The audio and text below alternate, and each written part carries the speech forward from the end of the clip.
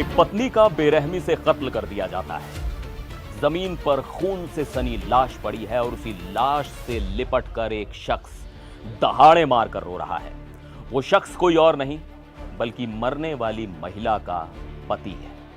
उसके आंसू रुकने का नाम नहीं ले रहे हैं। मौके पर हजारों की भीड़ जमा है। चारों तरफ पुलिस की नाकेबंदी है और खाकी वर्दी वालों का कड़ा पहरा है। पुलिस से लेकर आस पड़ोस के लोग उस रोते बिलखते पति को किसी तरह चुप कराने की कोशिश कर रहे हैं, उसे दिलासा दे रहे हैं। सब यही सोच रहे हैं कि आखिर किस जालिम ने एक हंसते खेलते परिवार को उजाड़ दिया। लेकिन किसी को क्या पता था कि जिस कातिल को पुलिस पूरे शहर में तलाश रही है वो उसी भीड़ में मौजूद है। वो न सिर्फ मौजूद है बल्कि लाश के पास बैठकर घड़ियाली आंसू बहा रहा है। लेकिन कहते हैं ना कि पाप कभी छुपता नहीं है। इस सनसनीखेज हत्याकांड का पर्दाफाश किसी मुखबिर ने नहीं बल्कि खुद उस घर की 6 साल की एक मासूम बच्ची ने किया। बच्ची ने एक ऐसा सच उगला जिसने सभी के पैरों तले जमीन खिसका दी। नमस्कार, मैं हूं सिद्धार्थ प्रकाश। ये रोंगटे खड़े कर देने वाली घटना उत्तर प्रदेश के मेरठ की है। मेरठ के लिसाड़ी गेट थाना इलाके का मजीद नगर अचानक तब सुर्खियों में आ गया जब वहां रहने वाली कौसर नाम की एक महिला की बेरहमी से हत्या कर दी गई। जिसने भी मौका वारदात का मंजर देखा उसकी रूह कांप गई। घर के अंदर कौसर की खून से लथपथ लाश पड़ी थी। पास ही खून के निशान थे जो चीख चीख कर इस दरिंदगी की गवाही दे रहे थे। घर में कौसर की 3 मासूम बेटियां डरी सहमी एक कोने में बैठकर रो रही थी। बाहर मोहल्ले वालों की भारी भीड़ जमा हो चुकी थी। पुलिस ने मौके पर पहुंचकर पूरे इलाके की घेराबंदी कर ली थी। हर किसी की जुबान पर बस एक ही सवाल था कि आखिर कौसर की इतनी बड़ी दुश्मनी किससे हो सकती है। कत्ल का तरीका इतना खौफनाक था कि देखने वालों का दिल दहल जाए। इसी बीच कौसर का पति शाकिब बदहवास हालत में वहां पहुंचता है। शाकिब पेशे से ई रिक्शा चलाता है और फेरी लगाने का काम भी करता है। घटना के वक्त वो मंडी गया हुआ था। जैसे ही शाकिब अपने घर के दरवाजे पर पहुंचता है वहां की भीड़ देखकर वो सहम जाता है।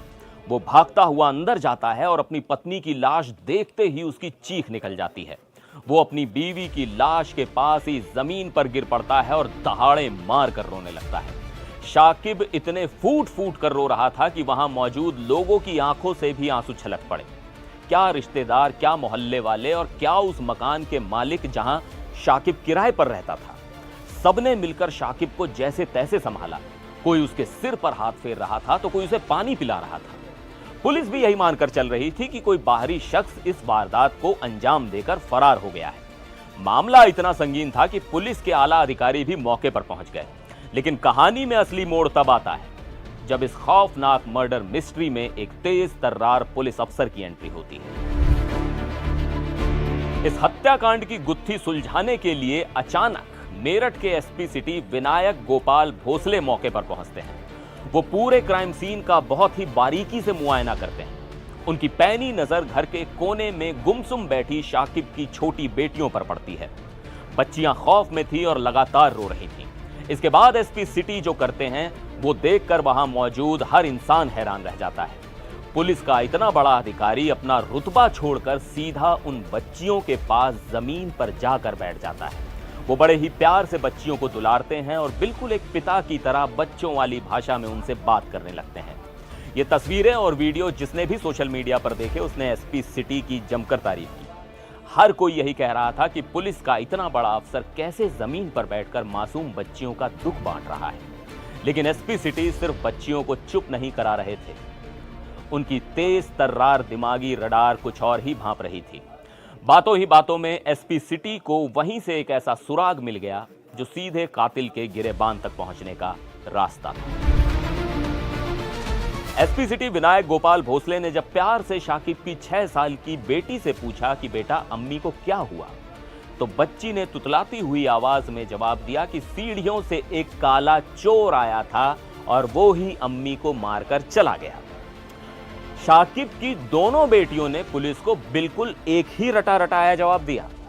यही वो पल था जब एसपी सिटी के दिमाग की बत्ती जल गई। दोनों बच्चियों का एक ही लाइन बोलना उन्हें खटक गया।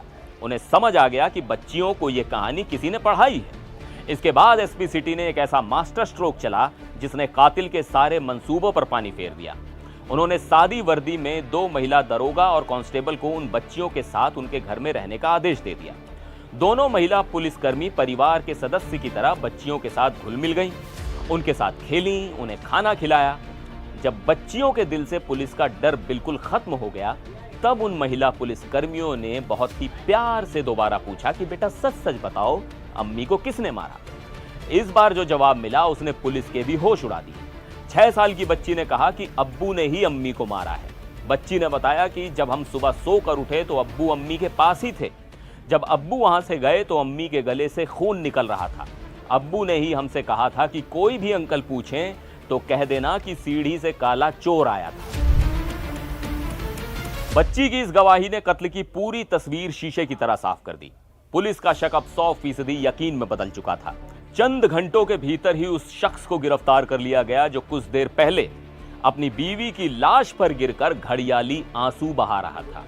शाकिब ही कौसर का असली कातिल था। पूछताछ में जो खुलासा हुआ वो और भी ज्यादा खौफनाक था। शाकिब के किसी दूसरी महिला के साथ अवैध संबंध थे। कौसर को इस बात की भनक लग गई थी और वो इसका कड़ा विरोध करती थी। इसी विरोध को हमेशा के लिए खत्म करने के लिए शाकिब ने एक खौफनाक साजिश रची। उसने एक तेज धार वाले पेपर कटर से अपनी ही पत्नी कौसर का बेरहमी से गला काट डाला। उसने सोचा कि वो रोने धोने का नाटक करके पुलिस और कानून की आंखों में धूल झोंक देगा, लेकिन वो ये भूल गया कि कानून के हाथ बहुत लंबे होते हैं और पुलिस से बचना नामुमकिन है। मेरठ की यह वारदात वाकई दिल दहला देने वाली है, लेकिन अब सबसे बड़ा सवाल यह है कि कौसर तो इस दुनिया से हमेशा के लिए चली गई और कातिल पिता शाकिब सलाखों के पीछे अपनी सजा काट रहा है। लेकिन उन 3 मासूम बेटियों का क्या कसूर था? एक जालिम पिता ने अपनी ही बेटियों के सिर से मां का आंचल हमेशा के लिए छीन लिया। अब इन अनाथ बच्चियों का भविष्य क्या होगा, ये सोचकर ही दिल सहम जाता है। आपको क्या लगता है, ऐसे कातिल पिता को क्या सजा मिलनी चाहिए? अपनी राय हमें कमेंट बॉक्स में जरूर बताएं। फिर मिलेंगे एक और वीडियो में। आप देखते रहिए एनडीटीवी इंडिया। और हाँ, मेरठ से ये पूरी रिपोर्ट हम तक पहुंचाई है हमारे संवाददाता सनुज शर्मा ने।